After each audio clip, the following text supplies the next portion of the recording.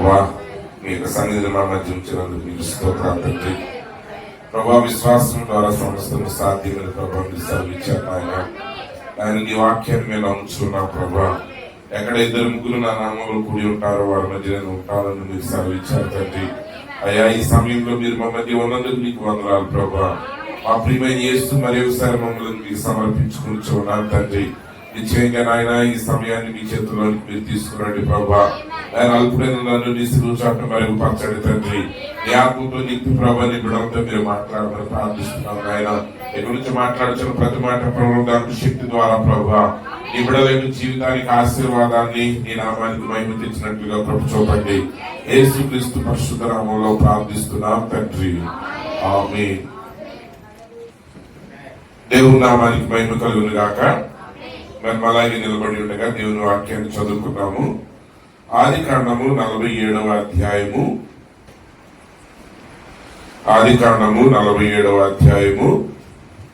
7వ వచనం నుండి కొన్ని వాక్యాలు చదువుతాను, జాగ్రత్తగా ఆలకించండి.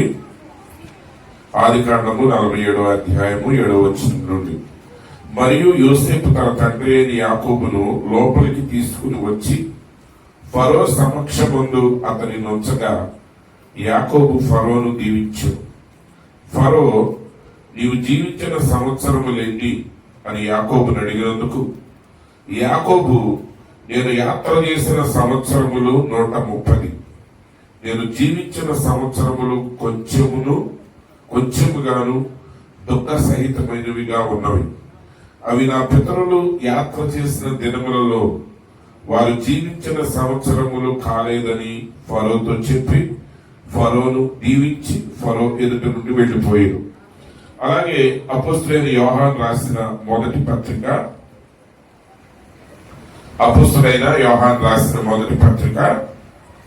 2వ అధ్యాయము 15వ వచనం నుండి.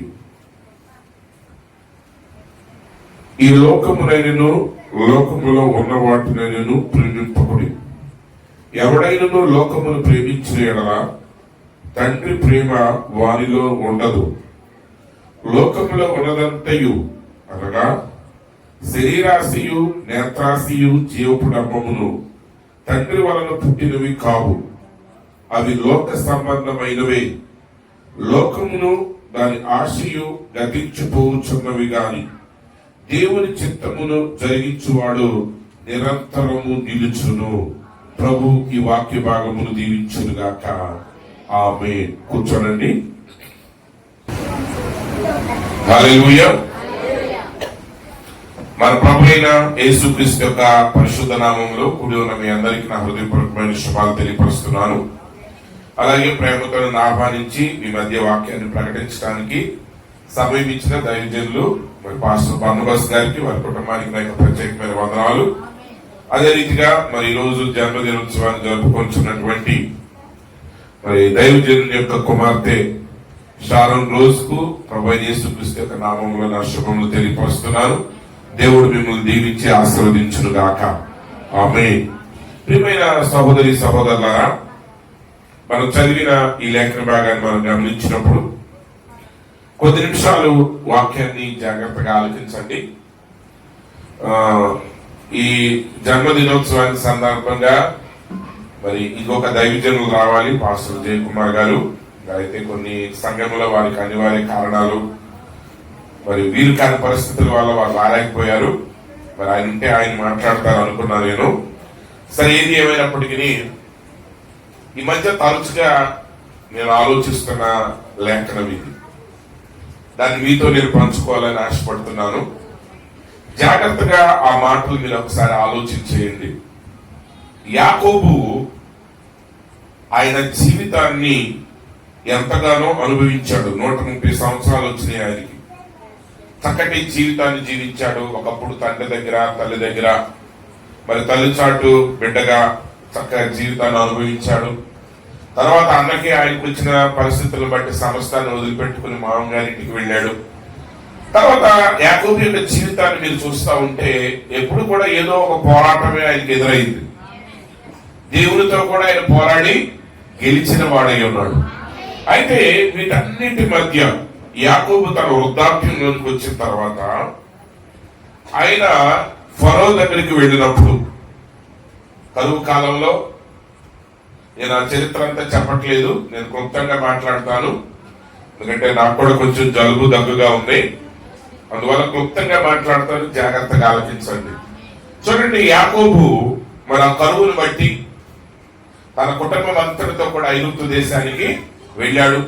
మరి ఆయన కుమారుడైన యోసేపు యొక్క, దేవుడు యోసేపుకి ఇచ్చిన వాగ్దానాన్ని బట్టి, దర్శనాన్ని బట్టి, మరి మనుషులు ఏమనుకున్నా, అన్నదమ్ములు ఏమనుకున్నా, ఆయన పనిచేసిన ప్రాంతంలో యజమానులు ఎన్ని ప్రయత్నాలు చేసినా యోసేపు యొక్క దర్శనాన్ని ఆపలేకపోయారు.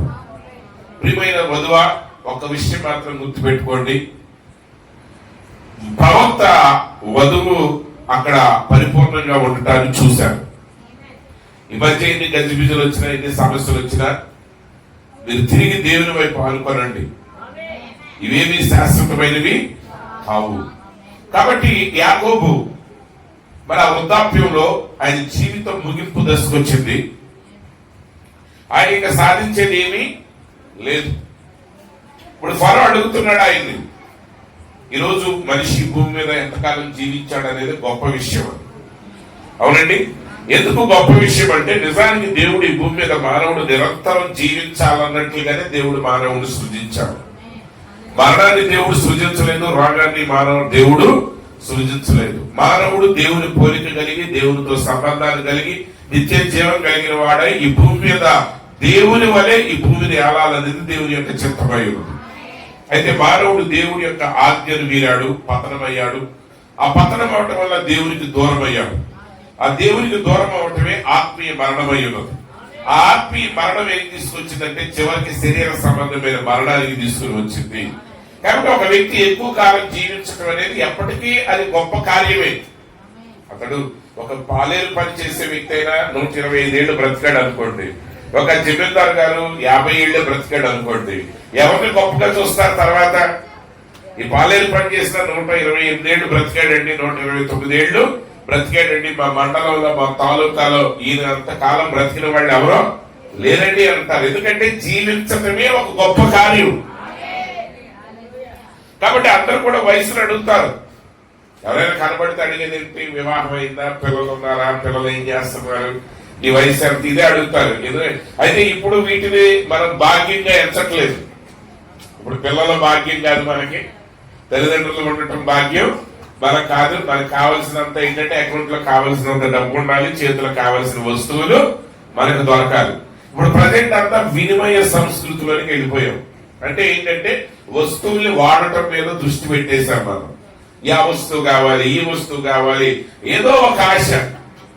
నువ్వు కష్టపడి ఒక 6 నెలలు డబ్బులు పోగేసి ఒక ఫోన్ కొన్నావు అనుకోండి, ఆ ఫోన్ వచ్చిన తెల్లారే అడ్వర్టైజ్మెంట్ వస్తుంది, నెక్స్ట్ మోడల్ ఫోన్ తొందరగా వస్తుందని. అందుకే ఇంకేదో ఒక మోడల్ చేంజెస్ చేస్తున్నారని. ఇంకా మానవుని జీవితం ఏంటంటే, వస్తువులు కొనడమే సరిపోయింది. మన బ్రతుకులన్నీ కూడా ఏమైపోయినాయి అంటే, వాళ్ళు సృష్టించేటువంటి ఆ వస్తువుల్ని వినియోగించే వ్యక్తులుగా మిగిలిపోయాం. కానీ దేవుడు మనల్ని ఎందుకు సృజించాడంటే, ఈ భూమిని పరిపాలించే వారిగా సృజించాడు. ఈ భూమి మీద దేవుని కుమారులుగా బ్రతకటానికి దేవుడు మనల్ని సృజించాడు. ఈ సృష్టిని ఏలుటకు మనల్ని సృజించాడు. ఈ సృష్టిని విమోచించడానికి మనల్ని దేవుడు సృష్టించాడు. ఇప్పుడు ఫరో అడుగుతున్నాడు ఆయన.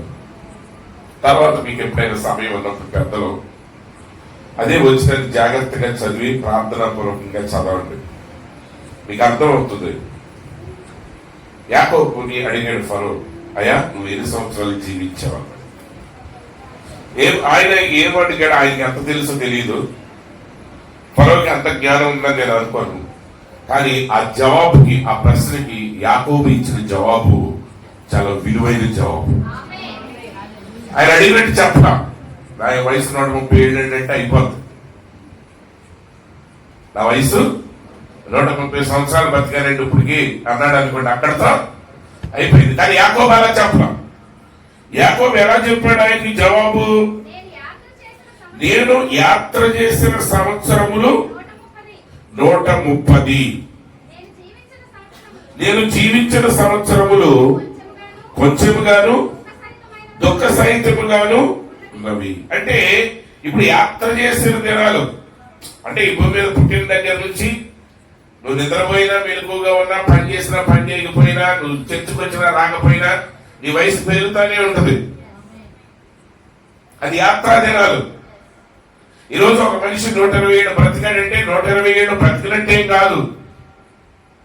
ఆ 120 ఏళ్లలో అతను ఏం పని చేశాడో, ఆ చేసిన పని ఎంతవరకు నిలిచుంటుందన్న దానిని బట్టే ఒక మనిషి నిజంగా జీవించినట్టు. ఆ సంగతి యాకోబుకి తన వృద్ధాప్యంలో అర్థమైంది. అందుకే మిత్రమయ్యా, నువ్వు బ్రతికిన సంవత్సరాలు ఏంటి, నువ్వు జీవించిన సంవత్సరాలు ఏంటంటే ఆయన అన్నాడు, నేను యాత్ర చేసిన సంవత్సరాలు 130. నేను యాత్ర చేసిన సంవత్సరాలు 130, కానీ నేను జీవించిన సంవత్సరాలు కొంచెము. అంటే ఆయన 130 సంవత్సరాల ఆ యాత్రా దినాల్లో ఆయన నిజంగా నిలిచి ఉండే జీవితాన్ని జీవించింది కొద్ది దినాలు. మిగిలినంతా వ్యర్థమైన వాటితోనే గడిచిపోయింది. పెళ్లి కోసం 14 ఏళ్ళు కొలువు చేశాడు, ఆస్తుల కోసం ఇంకొన్ని ఏళ్ళు కొలువు చేశాడు. అమ్మ చక్కగా వండి పడుతుందని పని పాట లేకుండా కూర్చుని ఆయన చక్కగా తినటం, వాక్యాలు చదువుకోవటం, ఆయన భక్తి చేశాడు. కానీ వీటిలో నిలిచింది ఎంత? ఆయన జీవించిన జీవిత విధానం అంతా తిరిగి ఆయన ఒక్కసారి ఆయన కంటి ముందుకు వచ్చినప్పుడు యాకోబు చూస్తున్నాడు. ప్రజలందరూ అనుకోవచ్చు నేను 130 ఏళ్ళు బ్రతికేనది, కానీ బ్రతికిన వాటిలో నేను కాలాన్ని నెట్టుకుంటా వెళ్ళింది ఎంత, నిజంగా జీవించింది ఎంత.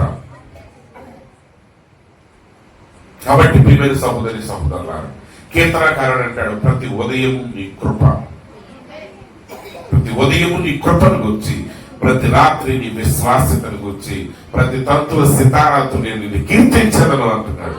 అంటే ప్రతి ఉదయం, ఈరోజు ఉదయం మనకు వచ్చిందంటే బిబ్లికల్ గా పాత నిబంధన కాలములో వాళ్ళు చెప్పే విషయం ఏంటంటే, సూర్యుడు ఉదయించాడని బర్నబాస్ గారు లేవకూడదంట. ఎవరు ఉదయించాడని, అయా సూర్యుడు ఉదయించాడు పైకి వెళ్ళిపోయి ఎగరా అనకూడదు. బర్నబాస్ గారు లెగిసాడని సూర్యుడు తొందరపడి రావాలి బయటికి. కానీ ఆ రోజులు లేవు, మనం అర్ధరాత్రి దాకా కొడుకుంటాం. అంటే ఒక దినములకు జీవాన్ని ఇచ్చేది మనమే. ఒక రోజు మంచి చెడు అనేది దేని మీద ఆధారపడి ఉంది? ఆ దినములకు నువ్వు మంచినిస్తే అది మంచి రోజు, చెడునిస్తే అది చెడ్డ రోజు అయినది. యేసు ప్రభు మరణ దినాన్ని శుభ శుక్రవారం అంటున్నారు అందరూ. ఆయన శుక్రవారం వెళ్ళాడా బుధవారం వెళ్ళాడని తర్వాత సంగతి, కానీ ఆయన మరణ దినం శుభమైంది. ఎందుకంటే ఆయన మరణము ద్వారా అనేకులకు ఆయన జీవాన్ని ఇచ్చాడు. కాబట్టి ఈ రోజు మనం జీవించే ప్రతి రోజు, స్టూడెంట్స్ అర్థమైనంత వరకు 7-8 తరగతుల వరకు వచ్చేస్తే మీరు జాగ్రత్తగా అర్థం చేసుకోండి. మీ జీవితాన్ని ఏదో తోసివేయటం కాదు. పెద్దలు మీరు జ్ఞాపకం చేసుకోండి. మనకి దేవుడు కొలత వేసి కొన్ని రోజులు ఇచ్చాడు. ఆ కొలత ఎంతో మనకి తెలీదు. ఆమె ఆ కొలత ఎంతో మనకి తెలీదు. అయితే ఆ కొలత పూర్తి కాకముందే, మనకు ఆరోగ్యం ఉన్నప్పుడే, మనకు శక్తి ఉన్నప్పుడే మనం పని చేయవలసి ఉంది. యేసు ప్రభు రేపటి దినమునైన సిలువ వేయబడతాడన్న రోజు వరకు కూడా ఆయన తన పని అంతటిని సంపూర్తి చేశాడు. అప్పగించబడే రాత్రి కూడా ఆయన పస్కాని భుజించి శిష్యుల పాదాలు కడిగి ఆయన పని అంతటిని కంప్లీట్ చేసి వారిని అక్కడ పెట్టి 3 శిష్యులను తీసుకుని ఆయన గెత్సెమనే తోటలోనికి వెళ్లి అక్కడ ఆయన ప్రార్థన చేయటం ప్రారంభించాడు. నిజానికి అంత కఠినమైన పని ఉంటే మధ్యలో పనులన్నీ మనం ఎగరగొట్టేస్తాం. కానీ యేసు శరీరధారిగా ఉన్నప్పుడు ప్రతి పని నెరవేర్చాడు. ఒకసారి యేసుక్రీస్తు యొక్క జీవితాన్ని మీరు ధ్యానం చేయండి. ఆయన 3.5 సంవత్సరాలే జీవించాడు. ఆయన ఏమి దేశ విదేశాలు తిరగల. ఆయన ఏమి లక్షలాది మంది స్టూడెంట్స్ ని, లక్షలాది మంది శిష్యులు తయారు చేయలేదు. కానీ ఆ 3.5 సంవత్సరాల్లో ఆయన ఏమి జీవించాలని గ్రంథపు చుట్టలో రాయబడిందో దానిని మాత్రమే ఆయన జీవించాడు. కాబట్టి ఆయన చేసిన ప్రతి పని నిలుచుంది. ఈరోజు మీరు చేసినవన్నీ చెప్పుకోవడానికి మీరు సిగ్గుపడతారు. ఒక 50 ఏళ్ల వ్యక్తిని మీరు అడిగారు అనుకోండి, ఆయన జరిగినట్టు చెప్పడానికి ఇష్టపడతాడా? ఇష్టపడతాడు. ఎందుకంటే ఆయన తీసుకున్న నిర్ణయాల్లో విజయం సాధించినవి ఉంటే, అపజయం పాలైనవి ఉంటాయి. ఇప్పుడు అపజయం వచ్చేసరికి ఆయన ఏమవుతాడు? సిగ్గుపడతాడు. అరే అపద అలా చేసిన వేస్ట్ అయిపోతుంది, దాన్ని వదిలేస్తాడు. అంటే ఇప్పుడు చేసిన పనులన్నీ చెప్పుకోవడానికి వీలు కాదు, లేదా చేసిన పనులన్నీ బట్టి నువ్వు గర్వపడడానికి వీలు కాదు, లేదా నువ్వు చేసిన ప్రతి పని అది దేవుని నామానికి మహిమ తెచ్చేది కాకపోవచ్చు. అందుకే యాకోబు తన జీవితాన్ని చూసుకున్నప్పుడు ఆయన అన్నాడు, నేను యాత్ర చేశాను 130 దినాలు, కానీ ఇందులో నేను నిజంగా బ్రతికిన రోజులేంటి? జాగ్రత్త హక్కులు అన్నాడు, మంచి పని చేశాడు. ఆయన చిన్న వయసులో గుడారంలో ఉండి తన తాతగారైన అబ్రహాం దగ్గర ఉండి వాక్యాన్ని ఆయన నేర్చుకున్నాడు. అది మంచి రోజులే. తర్వాత మరి కొన్ని సంవత్సరాలు 14 సంవత్సరాలు ఆయన కొలువు చేశాడు. అవి వేస్ట్ అయిపోయింది. ఇంకా అందులో ఏది వేస్ట్ అయిందో ఏది సక్సెస్ అయింది నేను చెప్పలేను, కానీ యాకోబుకి తెలుసు అన్ని కరెక్ట్ ఒకటి కాదని. లేదంటే ఆయన అనేవాడు, నేను యాత్ర చేసిన సంవత్సరాలు 130, నేను జీవించిన సంవత్సరాలు 130 అనేవాడు. కానీ అన్నాడు, నేను జీవించిన దినములు కొద్దిగా ఉన్నాయి. ఈరోజు మనం ఎలా జీవిస్తున్నాం? రక్షించబడిన ప్రతి వ్యక్తి, నువ్వు జీవించే ప్రతి రోజు అది నిత్యత్వంలోని ఫలితాన్ని ఇస్తుందనే సంగతి నువ్వు గుర్తుపెట్టుకోండి. నువ్వు ఈరోజు చేసేది ఈ రోజుకు సంబంధించింది కాదు. అది ఈ రోజు నువ్వు ఏం చేస్తున్నావో నువ్వు చేసే ఆ పని నిత్యత్వం వరకే, నిత్యత్వంలో కూడా దాని ప్రభావాన్ని చూపిస్తుంది. అందుకే బైబిల్ చెప్తుంది, నీతిని అనుసరించినట్లు ఎవరు అనేకులు నడిపిస్తారో వారు ఆకాశ నక్షత్రముల వల్ల ప్రకాశిస్తారు. నువ్వు ఒక ఆత్మను రక్షించావంటే, ప్రవక్త అంటున్నాడు, నువ్వు ఒక ఆత్మను రక్షించావంటే నిత్యత్వం అంతయు కూడా ఆ ఆత్మతో నీ పేరు ముడివేయబడి ఉంటుంది. అంటే ఒక వ్యక్తి ఈ సంఘంలో షారోన్ రక్షించబడింది, ఆమె నిత్యత్వంలో ప్రవేశించింది. ఆ షారోని చూసినప్పుడల్లా దేవునికి ఏం కలుగుతుందంటే సంతోషం కలుగుతుంది. ఆ సంతోషంలో ఆమెను బట్టి మాత్రమే దేవుడు సంతోషించడు, కానీ ఆమె రక్షించబడటానికి ఆమెను సువార్తలోనికి నడిపించిన వ్యక్తి ఎవరైతే ఉన్నాడో ఆ వ్యక్తిని బట్టి కూడా కలిపి ఆయన సంతోషపడతాడు. అంటే నువ్వు ఒక వ్యక్తిని నడిపిస్తున్నావంటే దాని ఫలితం ఇప్పుడు మాత్రం అనుభవించట్లా, అది నిత్యము నిలిచి ఉంటుంది. కాబట్టి ఈ రోజు మనం ఎలా జీవించాలి? మనం కేవలం బ్రతుకు వెళ్ళబోస్తున్నావా? మనం జీవిస్తున్నాము. బ్రతుకు నెట్టుకుంటా పోతే ఉపయోగం లేదు. బ్రతుకు నెట్టుకుంటా పోకూడదు. ఒక విశ్వాసి తన జీవితాన్ని దేవుని చేతిలో పెట్టాలి. ఒక విశ్వాసి పాజిటివ్ ఫోర్స్ ద్వారా తన జీవితాన్ని జీవించాలి. అందుకే బైబిల్ చెప్తుంది, నువ్వు తలగా ఉంటావు, నేను తోకగా ఉంటావు. ఎటెలా తల నిర్ణయించుకుంటుంది. తల నిర్ణయించుకున్నాక తోకకి వేరే ఆప్షన్ లేదు, అది దాని వెనకాల వెళ్ళాల్సింది. చాలా మంది అంటారు, నాకు ఇష్టం లేదు కానీ చేస్తున్నామండి అంటారు. అంటే నువ్వు తలవా తోకవా? తోకే.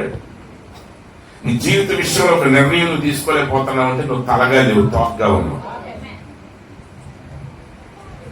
ఏం చేస్తున్నావు? మనం చాలా జాగ్రత్తగా గమనించాలి. షారోన్ కూడా చాలా జాగ్రత్తగా గమనించాలి. నువ్వు చదివే విషయం, చదువు విషయంలో ఎవరో చెప్పారని కాదు, జాగ్రత్తగా చదవండి. నీ కొరకు నువ్వు చదువు, జ్ఞానం కోసం చదువు. అదే సమయంలో ఎంత మేలుకరం ఉంటుందో చుట్టూ అన్ని అపాయాలు పొంచుంటాయి. అయితే అపాయానికి నువ్వు జడవలసిన అవసరం లేదు. నువ్వు వాక్యం యొక్క క్రమంలో నిలబడి ప్రతి అపాయం నీ దగ్గరికి రాకుండా ఆయన నిన్ను దూరపరిచే దేవుడు అయినాడు. ఆ అపాయాలు ఎప్పుడూ ఉంటాయి, కానీ నువ్వు దేవునిలో ఉంటే ఆ కంచెను దేవుడు వేస్తాడు.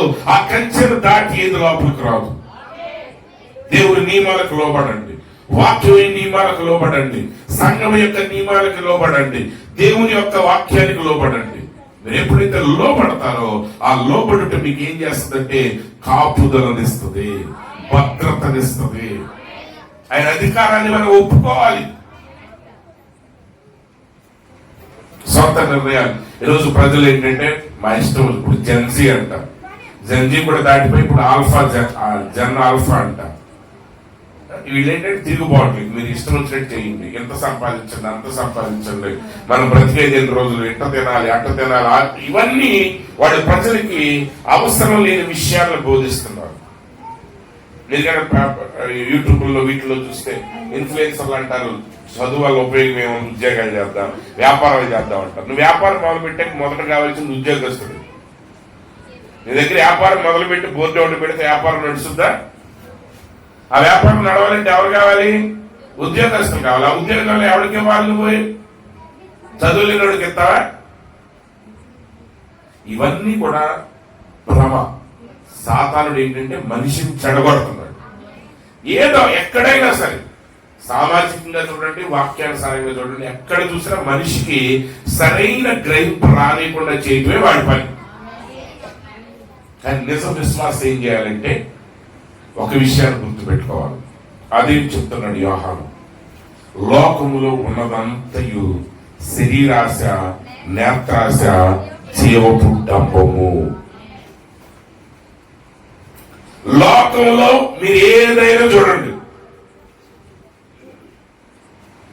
ఏ ఫీల్డ్ అయినా, ఇంక్లూడింగ్ రిలీజియన్, మతముతో కలిపి. ఈరోజు మతంలో ఉన్నది కూడా జీవపు డంబమే. మా అంత భక్తులు లేరు, మా అంత పరిశుద్ధులు లేరు, మేము మాత్రమే నీతిమంతులు, మేము మాత్రమే పరిశుద్ధులు, మేము మాత్రమే గొప్పవాళ్ళం, మీరు మా కాళ్ళ కింద ఉండాలి. ఇదే ఆత్మ ఈ ప్రపంచంలో ఉన్న ప్రతి రిలీజియన్ లో ఉంది, ఇంక్లూడింగ్ క్రిస్టియన్ రిలీజియన్ లో కూడా.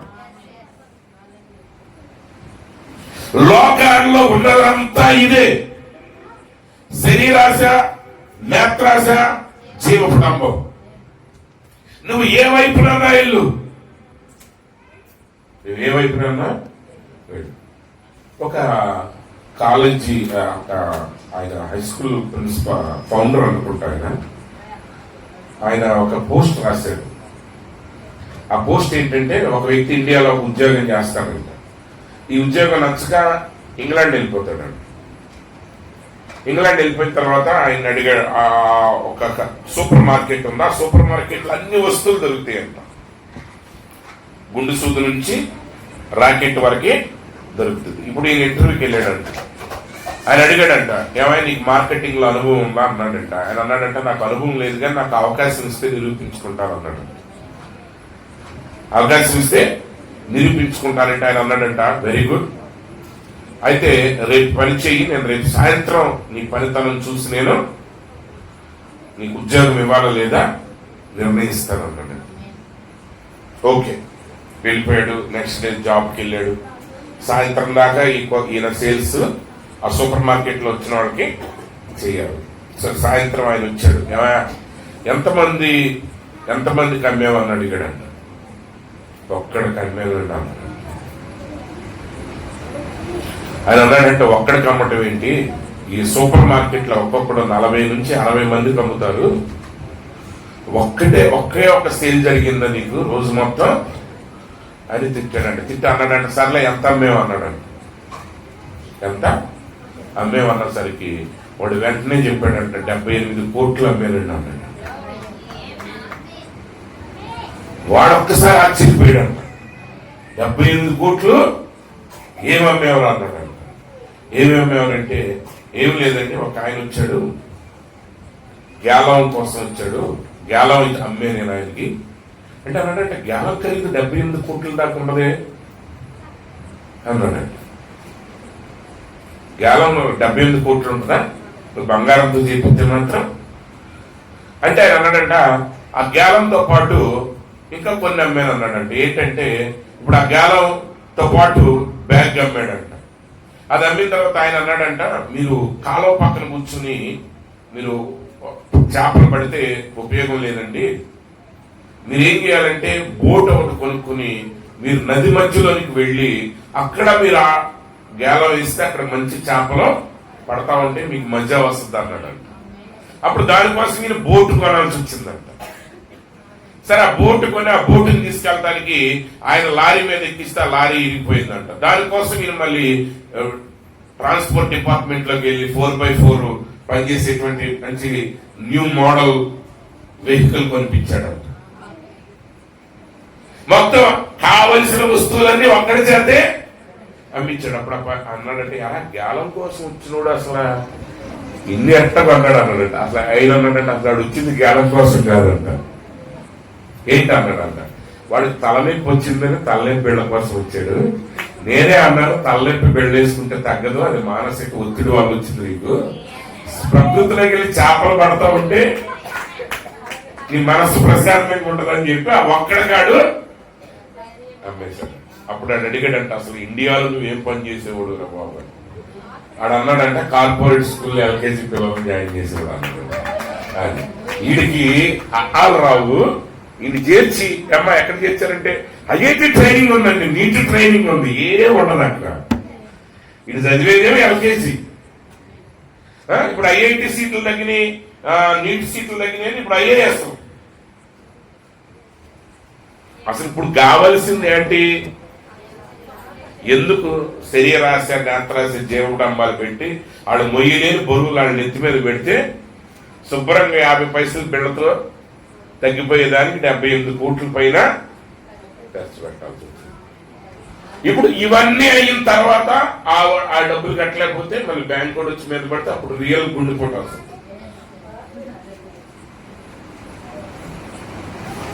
ఏంటి అన్ని ఎక్కడ చూసినా ఇదే, భక్తులు చూసినా అదే. ఇదిగో మా చర్చిలో ఏసీ ఉంది. ఏసీ ఉండటం తప్పు కాదు, సంఘంలో ఏసీ ఉండటం తప్పు కాదు. కానీ ఏసీ ఉందని ప్రకటించాల్సిన అవసరం ఉందా? చెప్పండి. అంటే ఏం చూస్తున్నారు ప్రజలు? నిజంగా ప్రజలు వాక్యాన్ని చూస్తున్నారా? నిజంగా సత్యాన్ని మనం చూస్తున్నామా? నిజంగా మనం చేయవలసిన పనే చేస్తున్నామా? అనవసరమైన పని చేస్తున్నామా? యేసు ప్రభు గారు ఒకసారి ప్రసంగం చేస్తా ఉంటే 25,000 మంది ఆయన ప్రసంగం వింటున్నారు. ఎన్ని వేల మంది అండి? 25,000 మంది వింటున్నారు. ఒక ప్రసంగికుడు ప్రసంగం చేస్తా ఉంటే 25,000 మంది ఆయన దగ్గరికి వస్తే ఆయన్ని మీటింగ్ కి పిలవాలంటే మినిమం 10,000 మంది అయినా పోగొట్టగలగాలి. అవునా కాదు? ఒక 25,000 మందికి ప్రసంగం చేసే ప్రీచర్ ని మీరు బ్రతిమలాడి తీసుకురావాలంటే మీరు ఎంతవరకన్నా పోగేయగలగాలండి? 10,000 మంది పోగేస్తే ఆయన తగ్గించుకుని వచ్చినట్టు. మరి యేసు ప్రభు 10,000 మందికి 25,000 మందికి బోధించాడు. ఆ 3 రోజులు మీటింగ్ అయిన తర్వాత 5 రొట్టెలు 2 చేపలు తీసుకుని ఆయన ఆశీర్వదించి విరిచి వారికి పంచిపెట్టినప్పుడు వాళ్ళు ఏం చేశారంటే అందరూ భుజించగా స్త్రీలు పిల్లల కాక పురుషులు 5,000 మంది ఉన్నారు.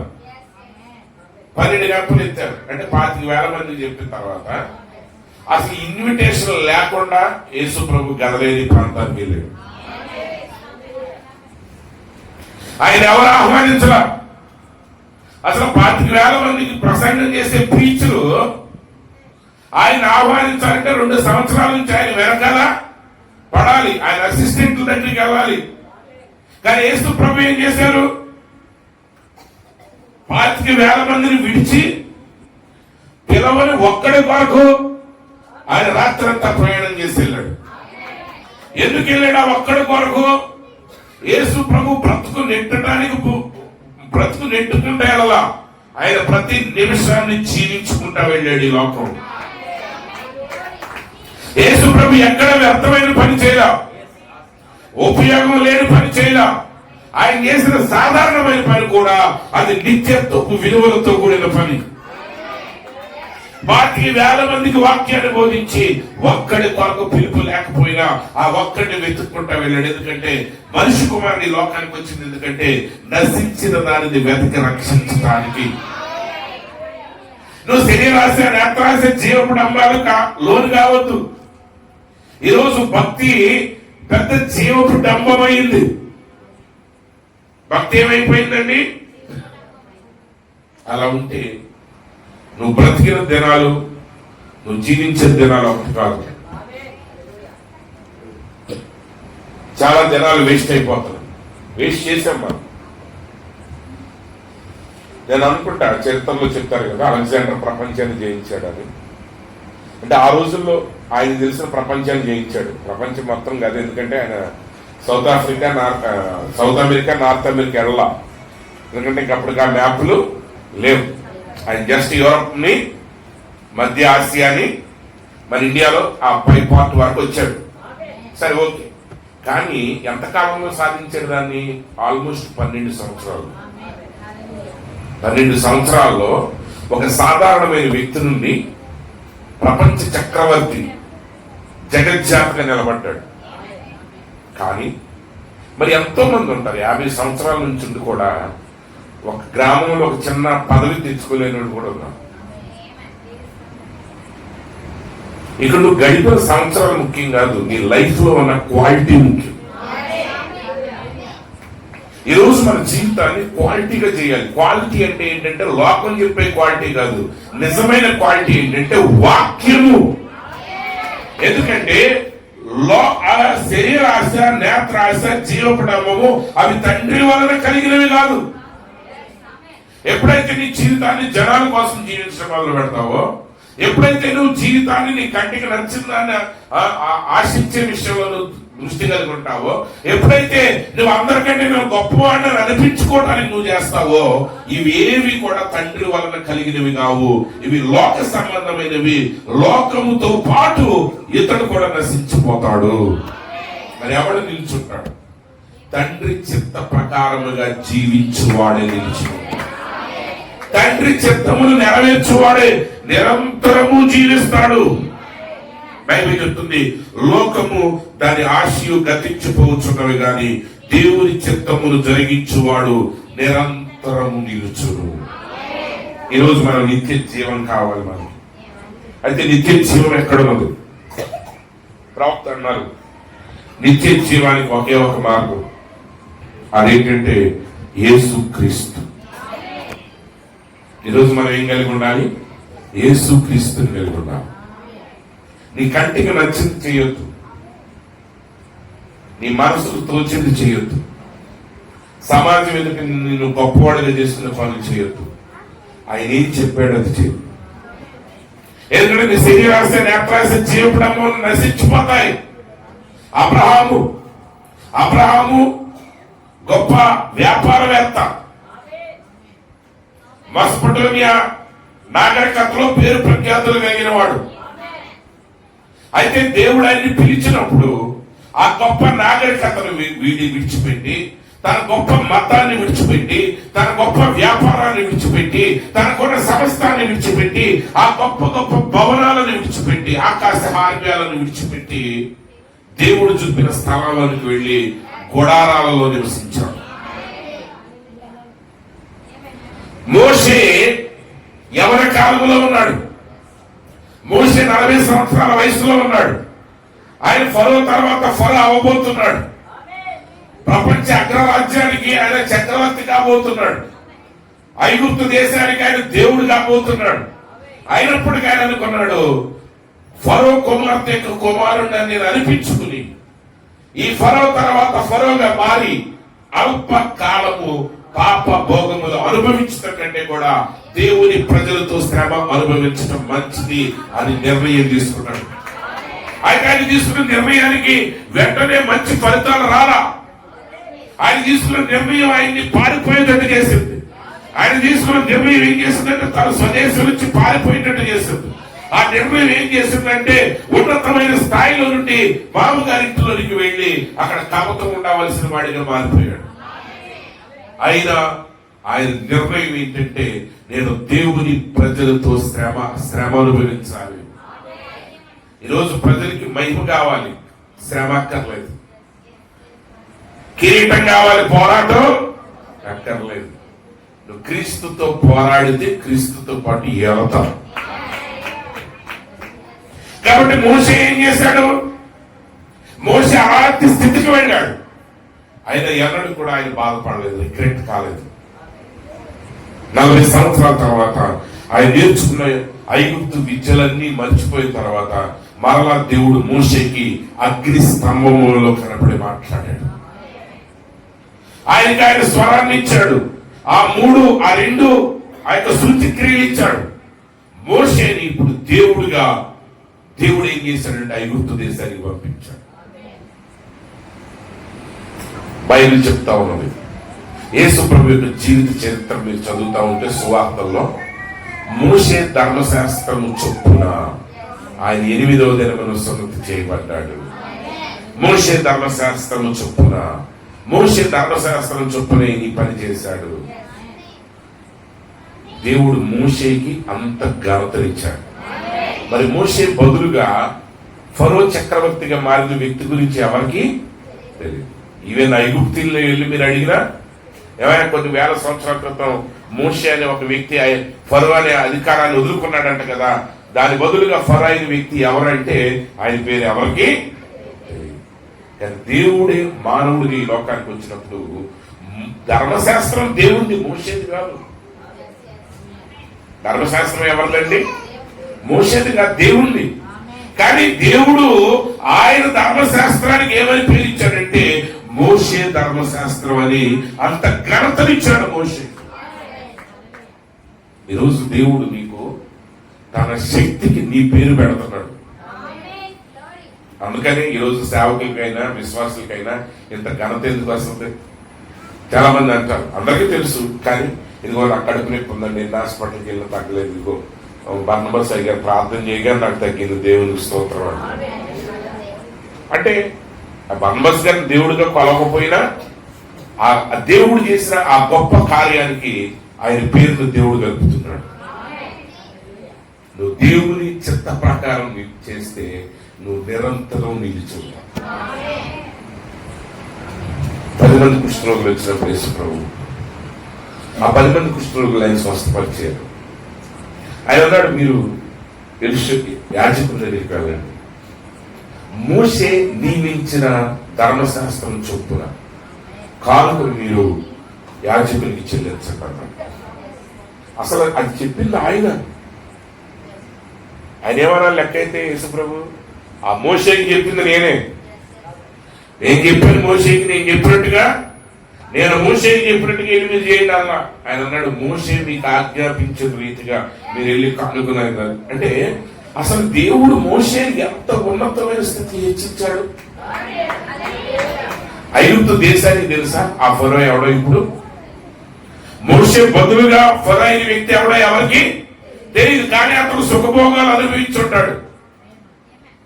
ప్రపంచంలో ఆయన కంటికి నచ్చింది స్వాధీనం చేసుకుని ఉంటాడు. ఆయన శరీరం కోరిన ప్రతి కోరిక తీర్చుకుని ఉంటాడు. ఆయన గర్వాన్ని తీర్చుకుని ఉంటాడు. కానీ ఒక్కసారి మట్టిపాలైన తర్వాత ఆయన గురించిన జ్ఞాపకం ఈ ప్రపంచంలో ఎవరికి? కానీ మోషే నిరంతరం నిలుచున్నాడు. ఈ భూమి ఆకాశాలు గతించిపోయిన తర్వాత కూడా నూతన భూమి నూతన ఆకాశంలో కూడా ఆ నిత్యత్వంలో మోషే నిలుచుంటాడు.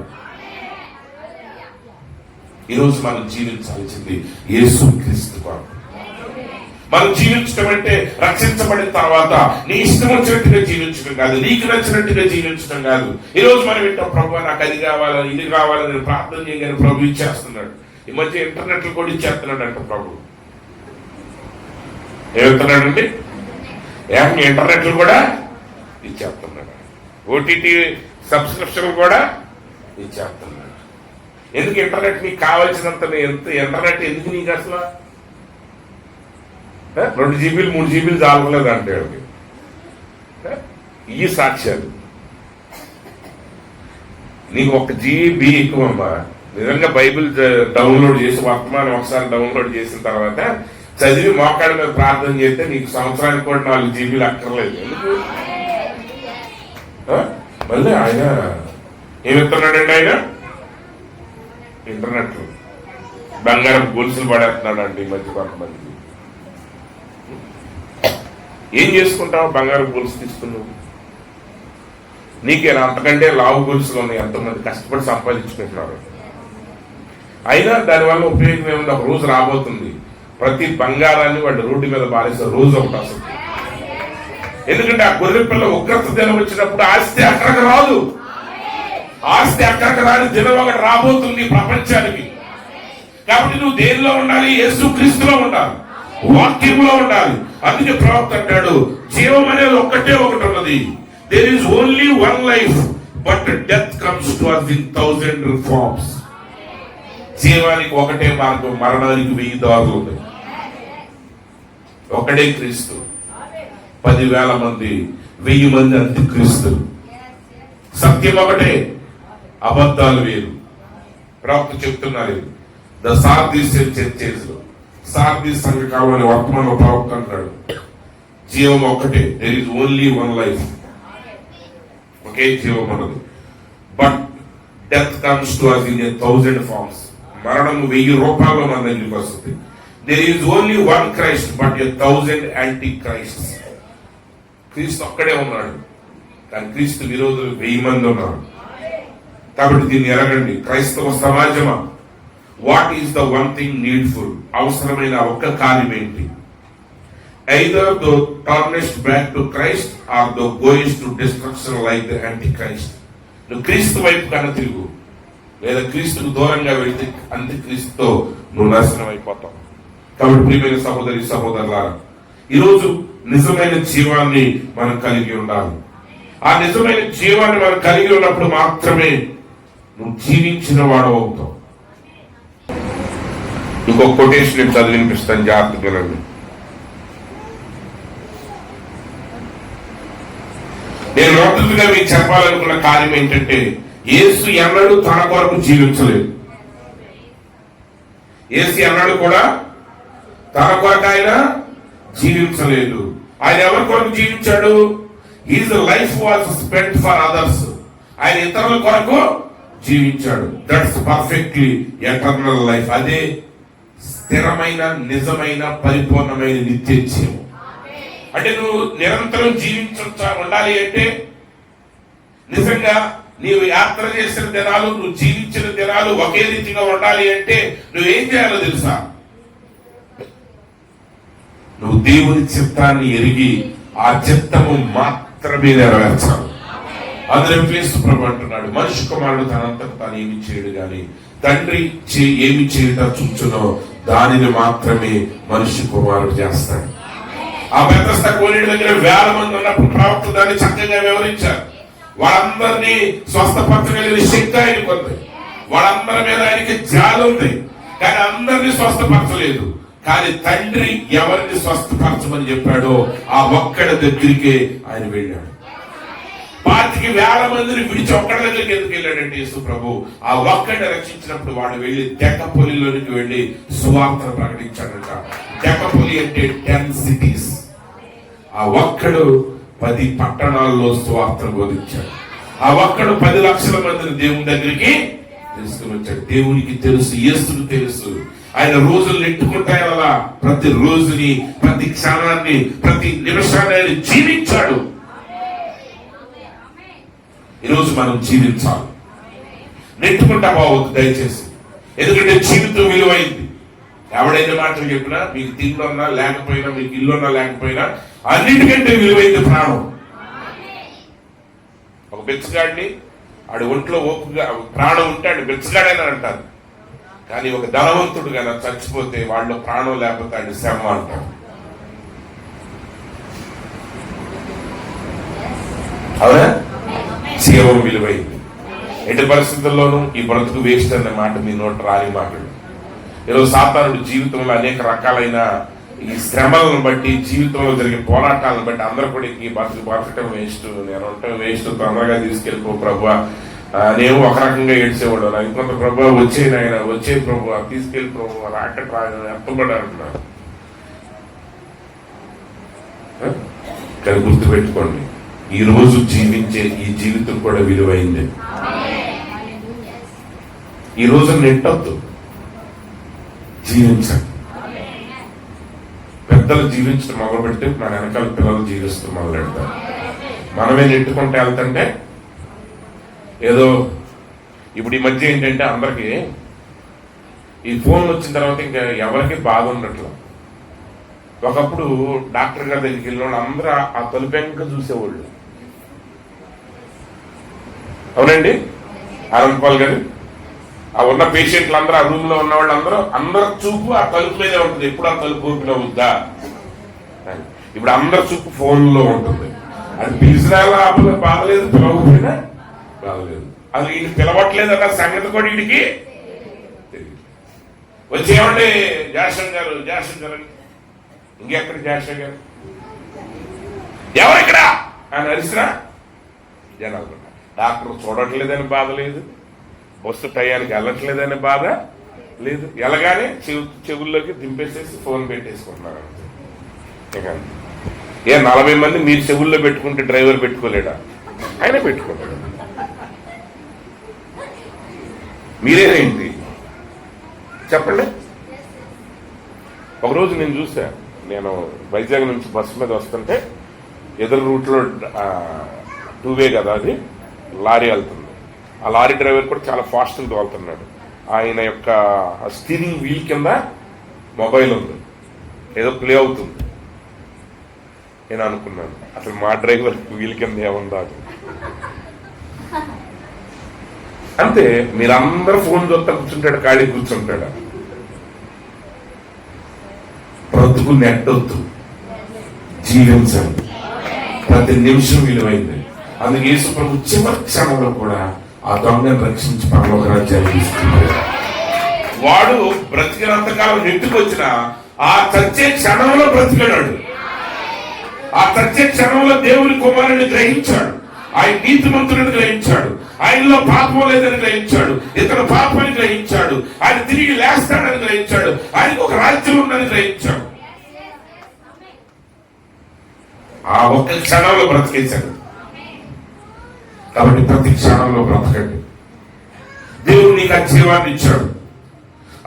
But when you live your life to your self, you haven't eternal life. Eternal life is living for other. నువ్వు నీ కొరకే జీవిస్తే నువ్వు నిత్య జీవాన్ని కలిగి ఉండలేవు. కానీ నిత్య జీవం అనేది ఏంటంటే ఇతరుల కొరకు జీవించుటయే నిత్య జీవమై ఉన్నది. ఒకసారి సహోదరుడు బ్రహ్మంని ఒక యవనస్తుడు ప్రశ్న వేశారు. ఈరోజు ప్రత్యేకంగా యవనస్తులు చాలా రకాల శోధనలు వాళ్ళు ఎదుర్కొంటున్నారు. ఎందుకంటే భక్తిలో భక్తి కనబడట్లేదు. ఈరోజు యవనస్తులు వాళ్ళు చూసినప్పుడు మాదిరికరమైన జీవితాలు వాళ్ళకి కనబడట్లేదు. నీతి సూత్రాలు చెప్పినంత నీతి వాళ్ళ జీవితాల్లో, ఇతరుల జీవితాల్లో కనబడక వాళ్ళు ఏం చేయాలో వాళ్ళకి అర్థం కాక ఏ డైలాగులు నచ్చితే ఆ డైలాగుల వైపు వాళ్ళు వెళ్ళిపోతున్నారు. క్రైస్తవ యువకులు కూడా ఈరోజు తప్పు మార్గంలో పడుతున్నారు. ఎందుకు పడుతున్నారు? చాలా జాగ్రత్తగా చూడాలి. మనం ఈరోజు వాక్యానికి మొదటి స్థానం ఇవ్వాలి, ప్రార్థనకు మొదటి స్థానం ఇవ్వాలి.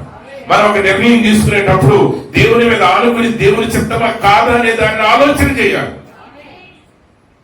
అలా కాకుండా పిల్లలు ఎల్కేజీ తీసుకెళ్ళినప్పుడు ఏమన్నా ఇప్పుడే మీరు ఎవరికైనా తీసుకుంటే మీకు 50% ఛాన్స్ వస్తుంది, డిస్కౌంట్ ఇస్తాం మీకు.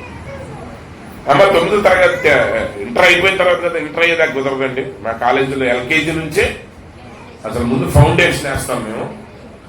ఆ 80 ఫౌండేషన్, ఈ 1వ తరగతి పాఠాలే దానికి ఫౌండేషన్, మళ్ళీ ఇంకో ఫౌండేషన్ అక్కర్లా. ఇక్కడ చాలా మంది టీచర్స్ ఉన్నారు.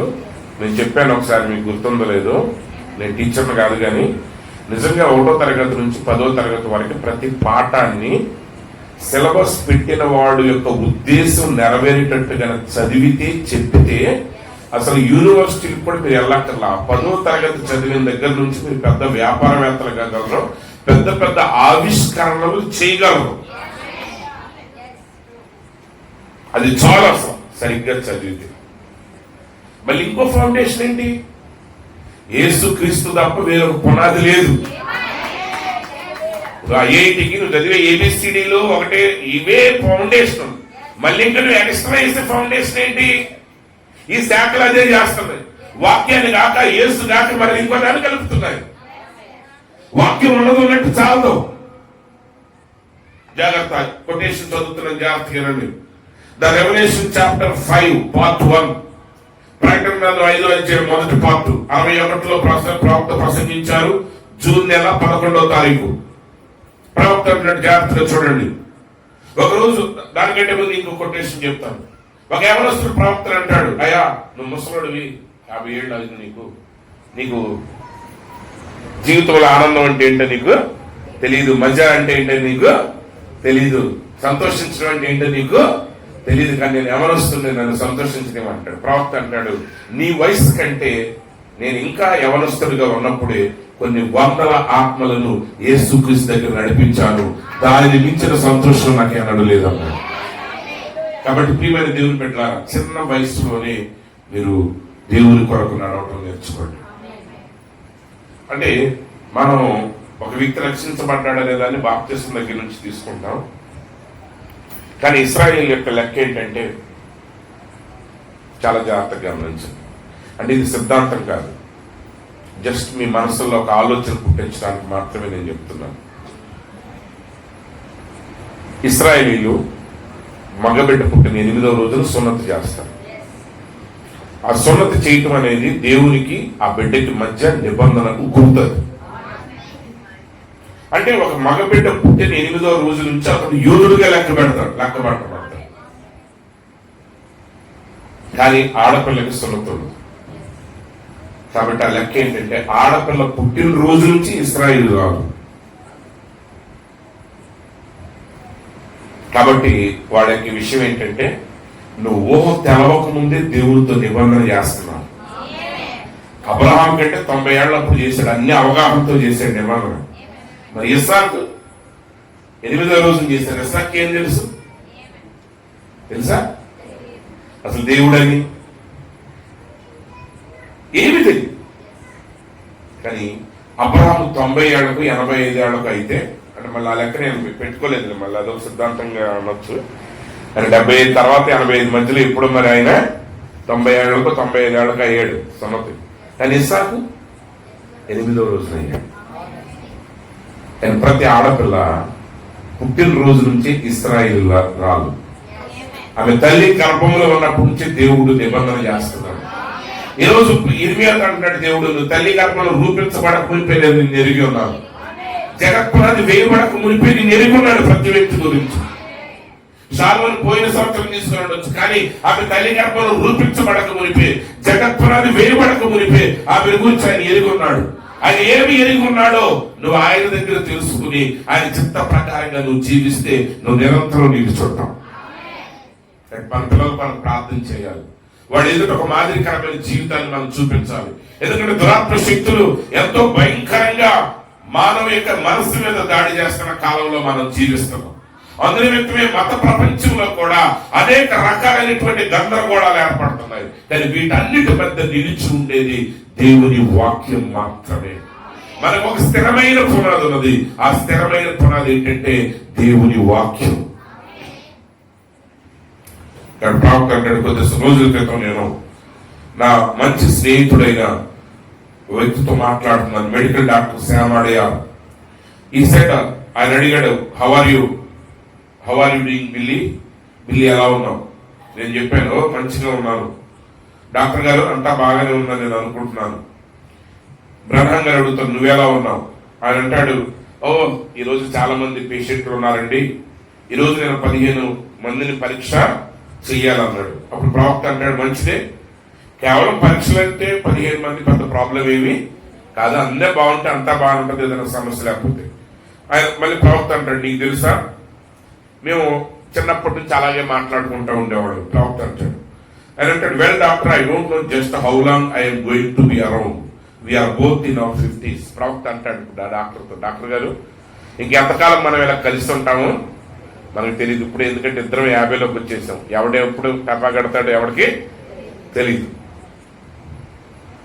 అప్పుడు ఆ డాక్టర్ గారు అంటారు, డాక్టర్ శ్యామ్ అడిగారు, and he said that's true Billy, అది నిజమే,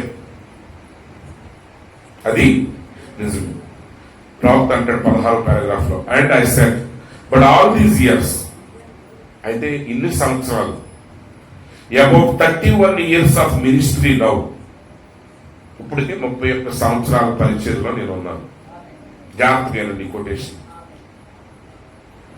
I have kept my heart prepared for that hour when he comes. ఈ 31 సంవత్సరాల నుంచి ఆయన వచ్చే గడియ కొరకు నా హృదయాన్ని సిద్ధపరచుకుని ఉన్నాను. ఎప్పుడు సిద్ధపరచుంచాడు? 31 ఏళ్ల క్రితం సిద్ధపరచుంచాడు. ఇప్పుడు ఆయన ఎప్పుడు వచ్చినా బాగలేదు. ఇప్పుడు వీళ్ళ ఈక్వేషన్స్ లో ఎక్కడున్నా నాకు బాగలేదు. వీళ్ళ ఈక్వేషన్స్ లో ఆయన వచ్చేది నీ కొరకు అయితే ఈక్వేషన్ నీ తెలపై వచ్చి తీసుకుపోతాడు. ఆ చికాగో బాలుడు గురించి అందరూ కూడా మిగిలిన వాళ్ళు అందరూ ఏమనుకున్నారు? ఈ యొక్క పేదమ్మాయి కోసం ఎందుకు వస్తాడు అనుకున్నారు. కానీ వాడు మిగతా అన్ని లెక్కలేస్తున్నారు. వాళ్ళ దగ్గర చాలా బలంగా ఉంది. అవసరమైతే అక్కడ ఫోన్లు చేసి ట్రాక్ చేస్తూ ఉంటారు. ఎక్కడ వరకు వచ్చింది కారు, ఏ హోటల్ లాగాడు, ఇంకెన్ని నిమిషాలకే వస్తారు. కానీ ఈ పేద స్త్రీ, ఈ అమ్మాయి పని ఏంటంటే నమ్మింది, ఆ పెళ్లి వస్త్రాలతో నిలబడింది అంతే. ఆయన ఎక్కడ వరకు వచ్చాడు ఆమెకి తెలియదు, కానీ వచ్చి ఆమె తీసుకుపోయాడు. ప్రవక్త అంటాడు, నా హృదయాన్ని ఆ ఒక్క గంట కొరకు, ఆ గడియ కొరకు సిద్ధపరిచి ఉంచాను. ఈరోజు రక్షించబడిన ప్రతి వ్యక్తి, నువ్వు రక్షించబడిన రోజునే ఎత్తబట్టుకు అనుకూలంగా నీ హృదయం సిద్ధపడి ఉండాలి. అక్కడి నుంచి నువ్వు జీవించే ప్రతి రోజు కూడా ఆ హృదయం చెడిపోనివ్వకుండా, ఆ మనస్సాక్షి గాయపరచకుండా సరైన భక్తి జీవితాన్ని నువ్వు జీవిస్తే ఈ భూమి మీద నువ్వు బ్రతికిన దినాలన్నీ జీవించిన దినాలు అవుతాయి. ఆ జీవించిన దినాలని నిత్యత్వంలో మహా గొప్ప బహుమానాన్ని ఇస్తాయి.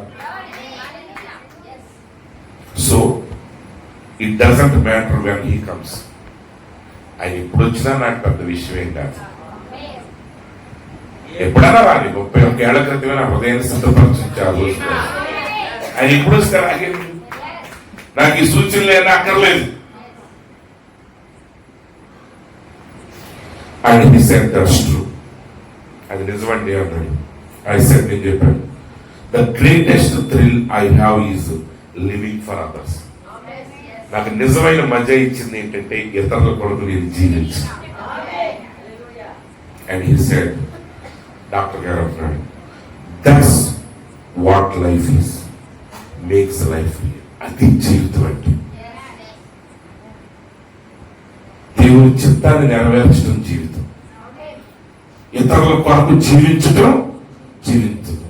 నీవు జీవాన్ని కలిగి ఉంటేనే ఇతరులకు నువ్వు జీవాన్ని ఇవ్వగలవు. అదే జీవితం. నెట్టుకుంటా పోవటం కాదు, ఏదో ఖరీదైన వస్త్రాలతో అలంకరించుకోవటం కాదు, మనకంత భక్తులని మనకు మనం అనుకుని ఇంకొకడు నీచుడు అనేది త్రోసివేయటం కాదు. దేవుని చిత్తాన్ని మాత్రమే నెరవేర్చాలి. అపోస్తలుడైన పౌలు కోటీశ్వరుడు, ఆయన సమస్తాన్ని విడిచాడు. ఆయన కడు పేదరికాన్ని అనుభవించాడు. కానీ జగత్పునాది వేయబడక మునిపే క్రీస్తు యేసులో దేవుడు దాచించిన మహిమ ఐశ్వర్యాన్ని గురించి ఆయన మాట్లాడాడు. That's what life is, makes life real, is when you, not what you can do or accomplish for yourself, but what you can do for others. నువ్వు ఏమి సాధించావు, నీ కొరకు నువ్వేమి సాధించుకున్నావు ముఖ్యం కాదు. దేవుడు నిన్ను ఆశీర్వదించేది నీ ద్వారా ఇతరులను ఆశీర్వదించాడు. ఇతరుల కొరకు జీవించండి అంటే దాని అర్థం నీ కొరకు జీవించొద్దని కాదు, నువ్వు తిండి తినొద్దని కాదు. అక్కడ వాక్యం చెప్పాడు, నువ్వు దేవుని కొరకు జీవించు, దేవుని చిత్త ప్రకారం జీవించు. యేసుప్రభు ప్రయాణం చేశాడు, స్వస్థపరిచాడు, భోజనం చేశాడు, నిద్రపోయాడు. చుట్టాలింటికి పెళ్లికి కూడా వెళ్ళాడు. ఆ 3.5 సంవత్సరాల్లో కొంతమంది 50 ఏళ్ల పరిచయంలో అసలు తల్లి చచ్చిన వాళ్ళు ఉంటారు, తండ్రి చచ్చిన వాళ్ళు ఉంటారు. ప్రభు కొరకు నిలబడ్డారు వాళ్ళు. వాళ్ళు చెప్తారు, మా అమ్మ చచ్చిపోయినా నేను వెళ్ళదండి ఇంటికి. ప్రభు అట్లాంటి అవకాశం నాకు ఇవ్వని నీరు ప్రార్థన చేస్తే వీళ్ళ అమ్మ భయపడతా ఉంటుంది. అయ్యా నేను పోయినప్పుడు వీడికి వచ్చేటట్టు చేయండి. అవి నాన్ సెన్స్. వాక్యాన్ని కనిపించాలన్నమాట. Living for others. Living for others అంటే ఇతరులకు మానవ సేవ చేయటం అని కాదు, దేవుని వలె జీవించు. ఆ దేవుడు నీలో నుంచి జీవాన్ని పెట్టి నీ ద్వారా ఇతరులకు జీవాన్ని ఇస్తాడు. కాబట్టి ప్రియమైన సహోదరి సహోదరులారా, ఆయన వచ్చే సమయానికి వచ్చే ముందు సిద్ధపడతాం కాదు, సిద్ధపడి ఉండండి. ఈ రోజే సిద్ధపడండి. ఈ రోజే చాలా నిర్ణయం తీసుకో. నా ప్రతి దినము నా యాత్రలో ఎన్ని సంవత్సరాలు ఉన్నాయో అన్ని సంవత్సరాలు ఇక్కడి నుంచి నేను బ్రతుకుతాను ప్రభు. బ్రతకటం ఏదో సహజాతమైన కార్యం చేయక్కర్వా, నువ్వు చేయాల్సిన పని ప్రతిదీ చేయి. యాజ్ ఎ డాక్టర్ కుమార్తెగా నువ్వు ఇంట్లో చేయాల్సిన పని నువ్వు ఇంట్లో చేయి. విశ్వాస సంఘంలో చేయాల్సిన పని సంఘంలో చేయి. స్టూడెంట్గా నువ్వు చేయాల్సిన పని నువ్వు చేయి. అంతే. నువ్వు ఈరోజు చేయాల్సిన పని ఈరోజు చెయ్యి. నీ హృదయాన్ని ప్రభు మీద ఉంచు. ప్రతిదాన్ని దేవుణ్ణి అడుగు, ప్రభువా నా జీవితంలో నేను ఇది ఎంచుకోవాలి. ఏ మార్గం నీ మార్గం నువ్వు చూపించు ప్రభువా. నువ్వు చూపించే మార్గాన్ని నా మార్గంగా నేను నడుస్తాను నువ్వు చెప్పు. అప్పుడు చెప్పగలవు. నేను యాత్ర చేసిన సంవత్సరములు, నేను జీవించిన సంవత్సరములు ఒక్కటే. ఇంకా చెప్పాలంటే నేను యాత్ర చేసిన సంవత్సరాల కంటే నేను జీవించిన సంవత్సరాలు అధికమని నువ్వు చెప్పగలవు. అట్టి కృప దేవుడు ఇక్కడ చేరిన ప్రతి బిడ్డకు ప్రత్యేకంగా షారోనికి అనుగ్రహించుగాక.